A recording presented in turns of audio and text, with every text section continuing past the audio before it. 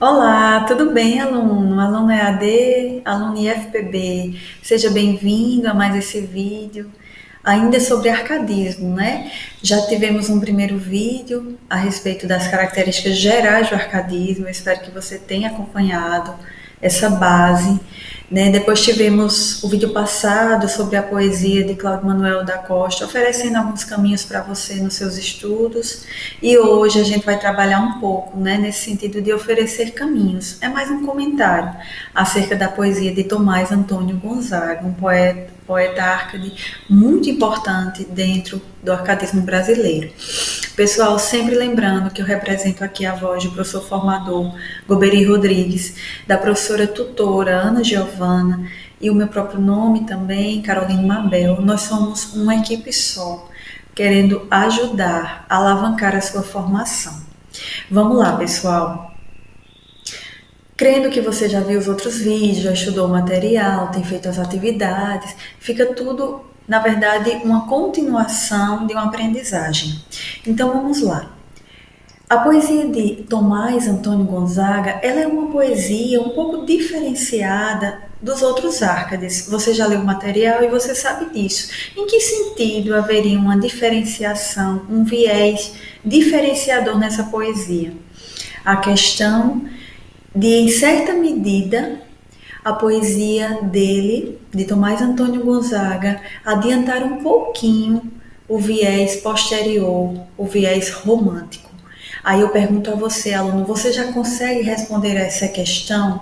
Mesmo sem ver esse vídeo, pelo que você já estudou do material, em que sentido ou que procedimentos estéticos apontariam já para a escola posterior? Claro, em certa medida, o aluno tem que ter essa medida correta.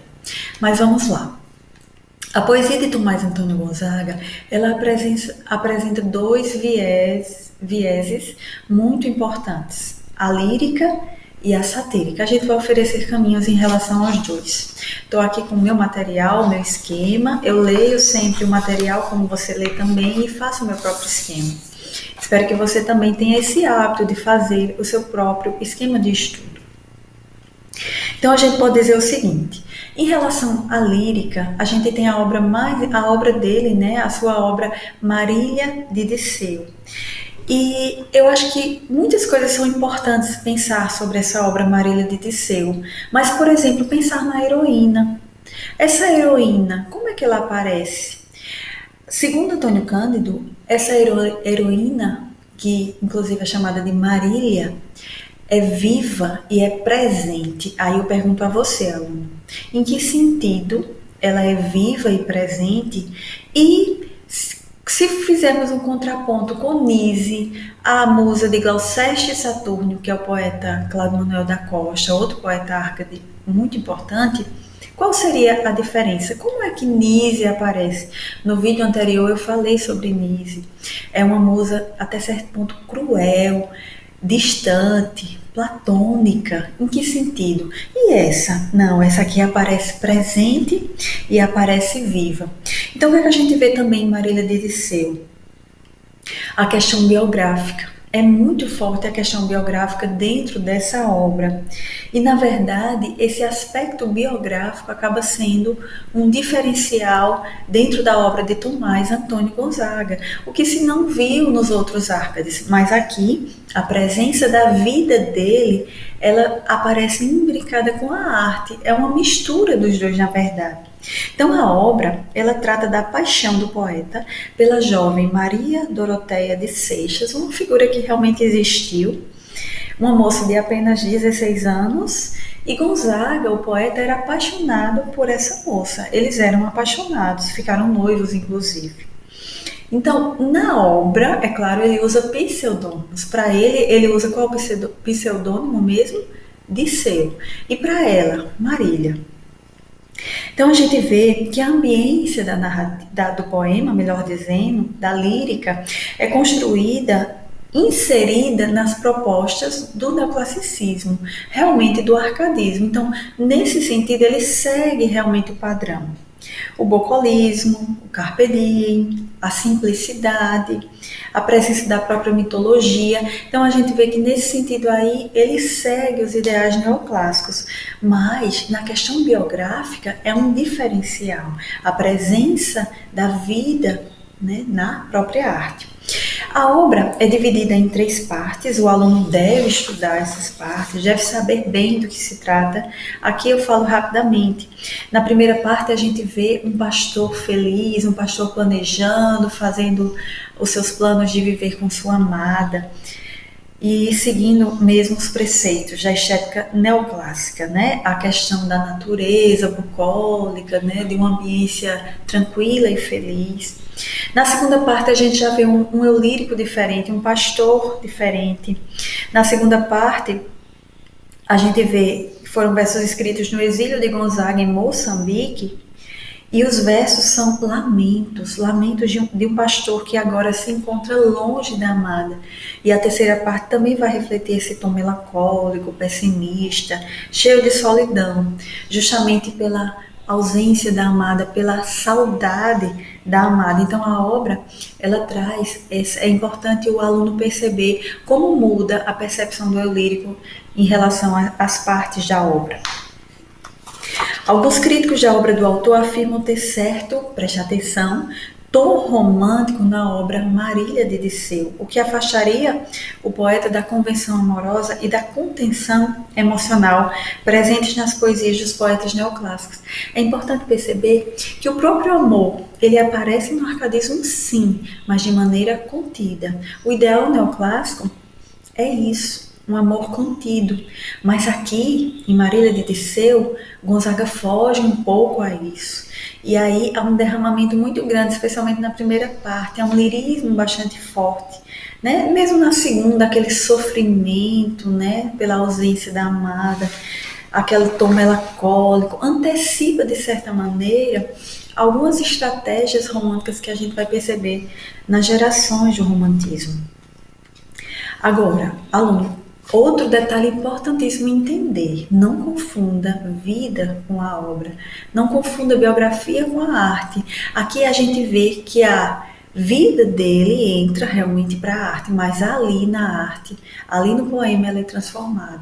Então não confunda, entenda, tenha a maturidade de perceber que a vida dele entra, mas tornando-se em arte. Há uma transformação, não é vida pura, é vida transformada pela arte. O aluno tem que ter essa maturidade.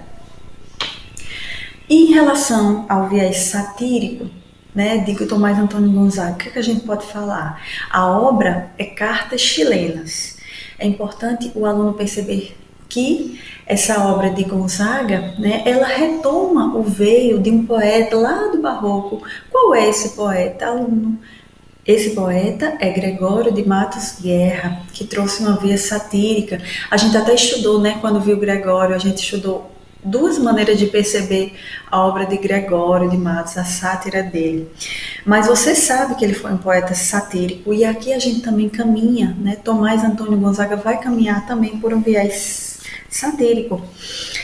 Com Cartas Chilenas, ele traz os desmandos morais e administrativos do governador da capitania de Minas, que aparece sob o disfarce de fanfarrão minésio, e a poesia vai tratar exatamente disso aí. Vamos ver aqui no esquema.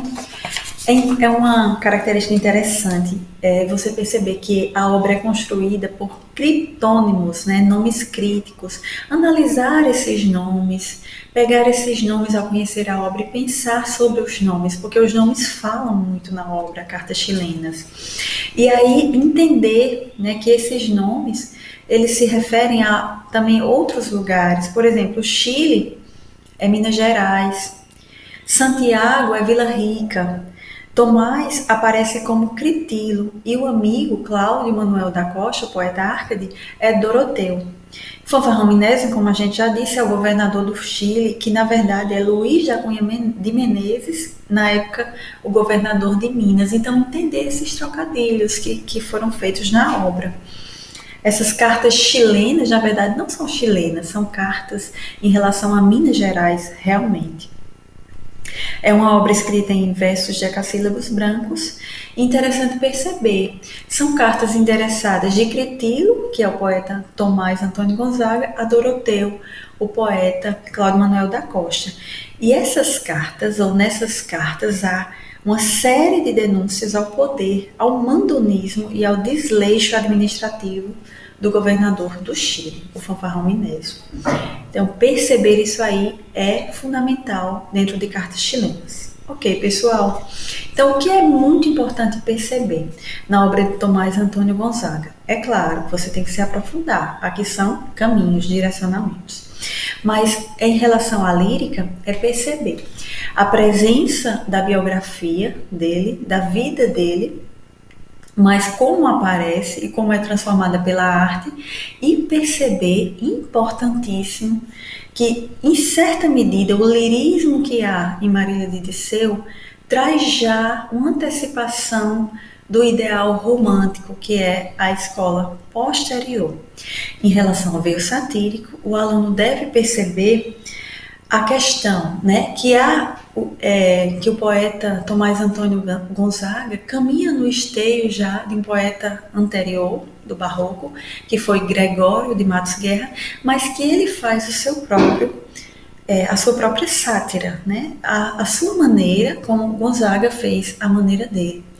E aí o aluno tem que ter esse entendimento de começar a ver os poetas, né, suas escolas, e ver que os poetas não estão necessariamente presos às suas escolas, mas que eles saem dali, né, imprimindo a sua própria obra, a sua própria marca, ok?